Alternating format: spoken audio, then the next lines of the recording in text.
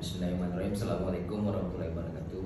Waalaikumsalam warahmatullahi wabarakatuh. Jadi kalau kita bicara infertilitas itu artinya kan tidak subur. Fertil itu artinya subur.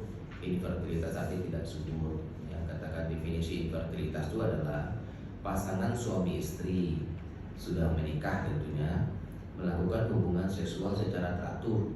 Secara teratur ini yang dimaksud adalah lebih kurang 2-3 kali atau 3-4 kali dalam seminggu.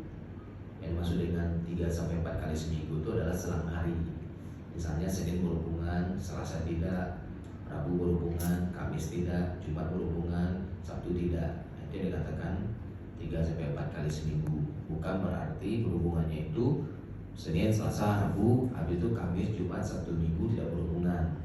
Nah itu bukan seperti itu definisinya.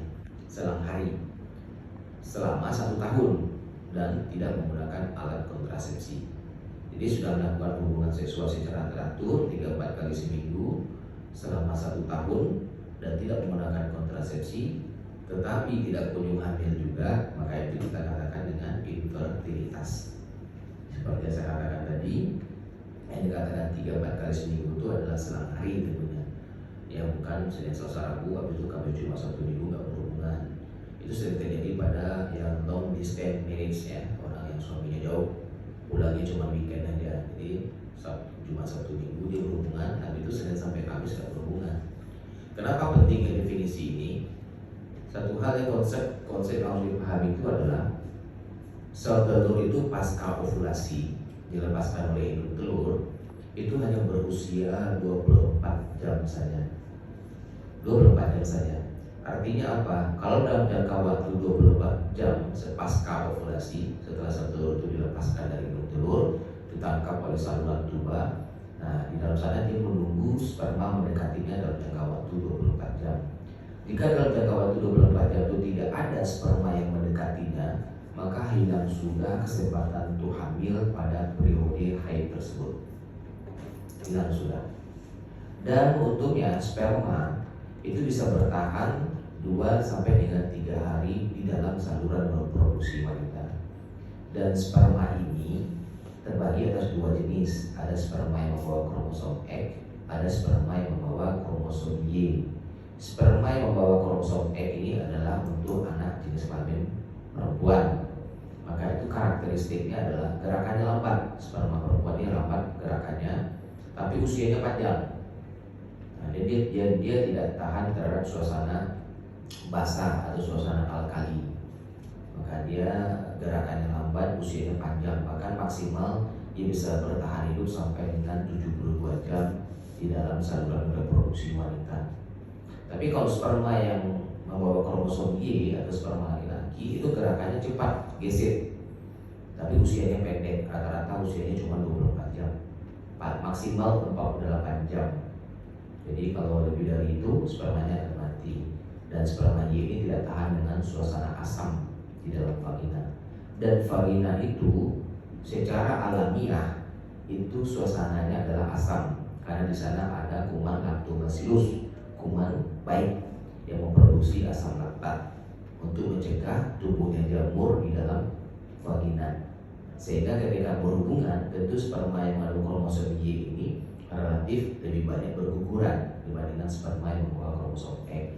Kecuali dalam berhubungannya itu foreplaynya lama, perempuannya orgasme duluan, maka itu cairan-cairan kelenjar itu dan cairan-cairan orgasme itu akan membantu vaginanya menjadi berkurang keasamannya, sehingga sperma Y bisa bertahan hidup dan masuk ke dalam rahim. Itu konsep dulu. Jadi dengan mengambil frekuensi 3 atau 4 kali dalam seminggu berhubungan selang hari, artinya kapanpun ovulasi si wanita ini, kapanpun ya ovulasinya, maka akan selalu sel telurnya itu terpapar dengan sperma. Benar ya? Akan selalu terpapar, karena sperma kan bisa hidup 24 sampai dengan 72 jam jaringan. Artinya kapanpun ovulasi, tentu dia akan selalu terpapar dengan sperma. Dan kalau itu dilakukan terus-menerus selama 1 tahun tidak hamil juga, barulah dikatakan infertilitas. Saya di sini Pak ya, baru dikatakan infertilitas. Nah setelah 1 tahun baru kita lakukan investigasi apa penyebab infertilitasnya itu. Tetapi apakah harus selalu menunggu 1 tahun? Tidak. Pada wanita-wanita dengan usia di atas 35 tahun, kita tidak harus menunggu 1 tahun. 6 bulan tidak hamil, kita harus lakukan investigasi. Tapi kalau usianya masih di bawah 35 tahun, usia muda, itu bisa kita menunggu 1 tahun. Atau pada keadaan-keadaan tertentu, kalau wanita itu waktu dia belum menikah sudah pernah ada riwayat operasi pada indung telur, operasi pada rahim, pernah terkena kista, atau sudah pernah didiagnosa menderita penyakit-penyakit tertentu seperti kista endometriosis, PCOS, pernah operasi kista, operasi miom, operasi polip, operasi adenomyosis, apapun lah jenis operasi pada organ reproduksi, maka kita tidak harus menunggu 1 tahun. Jadi apa artinya? Artinya kalau pasangan suami istri yang baru menikah itu, maka langkah pertama dia harus melakukan pemeriksaan, cek dulu ke dokter kandungan, pastikan dulu tidak ada trouble. Apalagi kalau pada wanita-wanita yang pada waktu gadisnya itu sudah teridentifikasi pernah menderita penyakit-penyakit tertentu, sudah pernah teridentifikasi apakah itu waktu dia gadis dia pernah operasi kista, maka itu tidak harus menunggu 1 tahun.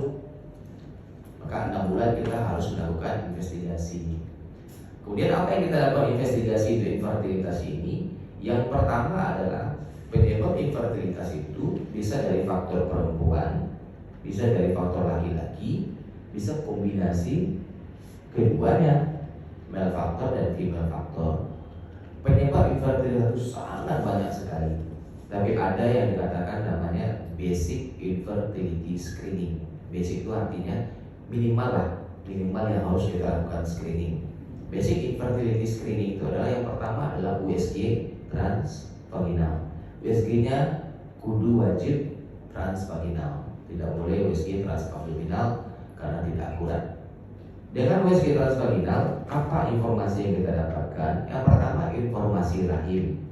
Kita pastikan pada rahimnya itu tidak ada penyakit-penyakit atau kelainan-kelainan kongenital, kelainan bawaan lahir. Contohnya uterusnya yang bercabang, arkuatus, atau adanya uterusnya yang kecil, hipoplasia uteri, atau adanya septum pada rongga rahimnya, atau macam-macam bentuk rahimnya, uterus unicornu misalnya. Kita harus pastikan dulu tidak ada kelainan kongenital. Kedua, kita harus beridentifikasi tidak ada penyakit-penyakit tertentu yang ada di rahim. Apakah di rahimnya ada miom kah? Apakah ada polip? Apakah ada adenomyosis? Ya. Miom bisa kita identifikasi dengan USG saja, sudah terdiagnosa itu. Polip bisa kita identifikasi dengan USG transvaginal saja, tapi lakukan pada hari ke-10 atau hari ke-12. Kalau masih ragu, lakukan pemeriksaan cyst, salin infusion sonohysterografi dengan masukkan kateter ke dalam rongga rahim, diisi rahimnya dengan cairan, kemudian kita USG transvaginal, itu akan kelihatan polipnya. Adenomyosis cukup dengan USG transvaginal sudah bisa kita tegakkan diagnosa, cukup akurat kok. Sehingga dari segi USG transvaginal kita sudah dapat informasi rahim. Yang kedua adalah informasi indung telur. Maka informasi indung telur ini kita lakukan USG, kita lihat itu apakah di indung telurnya itu ada kista seperti kista endometriosis, harus detail itu. Apakah ada PCOS? Ketiga, ataukah jumlah folikelnya sudah menurun? Jumlah folikel menurun ini tidak selalu pada wanita-wanita usia lanjut.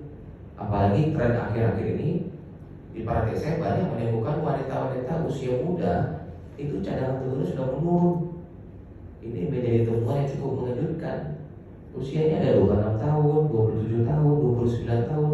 Ketika kita cek cadangan telurnya, itu ternyata sudah menurun. Apa yang kita hitung pada saat USG? Kita hitung namanya antral follicle count.